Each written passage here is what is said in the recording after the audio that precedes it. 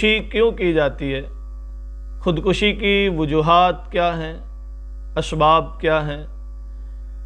خودکشی کسے کہتے ہیں؟ خودکشی کہتے ہیں اپنی جان خود لے لینا، اپنے آپ کو خود ختم کر دینا، خود کو خود قتل کرنا، یہ خودکشی ہے۔ اور خودکشی کی وجوہات اہل علم نے، اہل فکر و نظر نے متعدد بیان کیے، جن میں سے چند ایک عرض کرتا ہوں۔ مثلا خودکشی اس لیے کی جاتی ہے کہ معاشرتی پریشانیاں ہیں، خودکشی اس لیے کی جاتی ہے کہ معاشی پریشانیاں ہیں، تنگ دستی ہے، روزگار نہیں ہے۔ خودکشی اس لیے کی جاتی ہے کہ کسی کی طرف سے طنز طعنے ملتے ہیں یا ڈر اور خوف ہے کسی کی طرف سے۔ خودکشی اس لیے کی جاتی ہے کہ لوگوں کے ساتھ تعلقات بگڑ گئے ہیں اور عزت اور ناموس داؤ پر لگ گئی ہے۔ خودکشی اس لیے کی جاتی ہے کہ عشق اور محبت میں ناکامی ہے، بے وفائی کا سامنا کرنا پڑا ہے۔ خودکشی اس لیے کی جاتی ہے کہ خواب پورے نہیں ہوئے، خواہشیں آرزوئیں پوری نہیں ہوئیں۔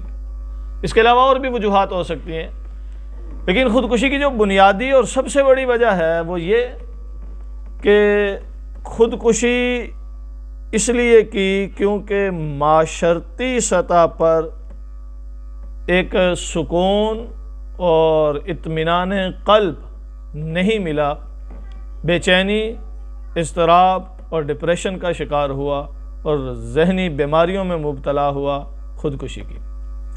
اب آپ دیکھیں گے کہ آج بھی سرچ کریں، اسلامی ممالک، اسلامی سوسائٹیاں، اسلامی معاشرے خودکشی کی شرح میں سب سے نیچے ہیں، جبکہ خودکشی کی شرح سب سے زیادہ ان ممالک میں ہے جو اسلامی نہیں ہیں اور جو معاشی اعتبار سے، اقتصادی اعتبار سے بڑے خوشحال ہیں، پرامن زندگی گزار رہے ہیں بظاہر، لیکن وہاں خودکشیوں کی شرح سب سے زیادہ ہے، جبکہ اسلامی ممالک میں، اسلامی سوسائٹیوں میں خودکشیوں کی شرح سب سے کم ہے۔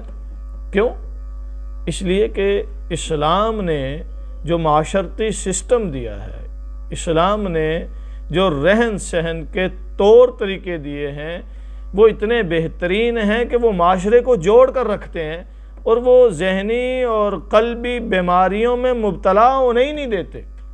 انسان ڈپریشن کا شکار ہی نہیں ہوتا اسلامی معاشرے میں اسلامی طور اور طریقے کے مطابق رہتے ہوئے۔ اسلام نے جو باہم ایک دوسرے کے ساتھ رہنے کے طریقے بیان کیے، ایک دوسرے کے حقوق بیان کیے، باپ بیٹے کے حقوق بیان کیے، میاں بیوی کے حقوق بیان کیے، بہن بھائیوں کے حقوق بیان کیے، رشتہ داروں کے حقوق بیان کیے، ہمسایوں کے حقوق بیان کیے، ساتھ چلنے والوں کے، حتیٰ کہ اگر کوئی وقتی اور عارضی طور پر آپ کے ساتھ بیٹھ کر کہیں سفر کر رہا ہے اس کے بھی حقوق بیان کیے، تاکہ آپ جس تعلق اور جس نسبت سے معاشرے میں ایک دوسرے کے ساتھ ملتے ہیں اس کے آداب کو ملحوظ رکھ کر کے معاشرے میں رہیں۔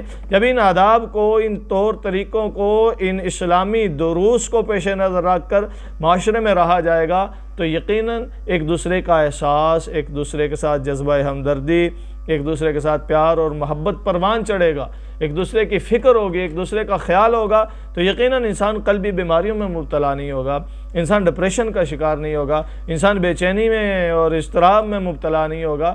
جبکہ اس کے برعکس ہم ان معاشروں کو دیکھیں جو معاشی اعتبار سے مضبوط ہیں، خوشحال ہیں، لیکن وہاں پر معاشرتی آداب نہیں ہیں، معاشرے میں رہنے کے سلیقے اور طریقے ان کے خود ساختہ ہیں، جبکہ اسلام جو طریقے اور سلیقے بیان کرتے ہیں یہ خالق کے دیے ہوئے ہیں، اور خالق معاشرے کو کیسے رہنا ہے یہ سب سے بہتر جانتا ہے، چونکہ سب اس کے مخلوقات ہیں۔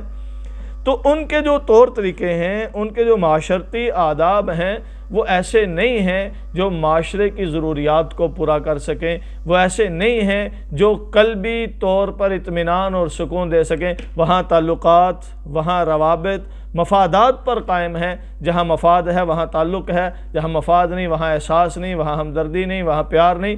جبکہ اسلام جو ہمیں طریقے بتاتا ہے وہ معاشرے کا حسن ہے، اور وہ خالص بغیر کسی غرض کے، بغیر کسی مقصد کے، خالص محبت پر قائم ہیں، جو کہ ایک معاشرے کو اطمینان اور سکون بخشتے ہیں، جہاں پر ڈپریشن کا شکار لوگ کم ہوتے ہیں۔ یہی وجہ کہ آج ہم دیکھتے ہیں اسلامی معاشروں میں پاگل خانے بڑے کم ہو گئے، جبکہ وہاں پر پاگل خانوں کی بھرمار ہے۔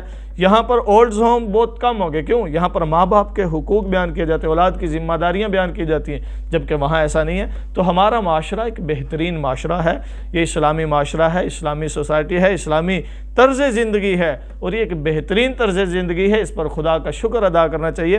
آج ہم ان کی طرح اندھا دھند دولت کے پیچھے دوڑتے چلے جائیں گے اور اسلامی آداب معاشرت کو اگر نظر انداز کرتے چلے جائیں گے تو یاد رکھیے گا پھر یہ معاشرہ بھی بگڑنے میں دیر نہیں لگے گی۔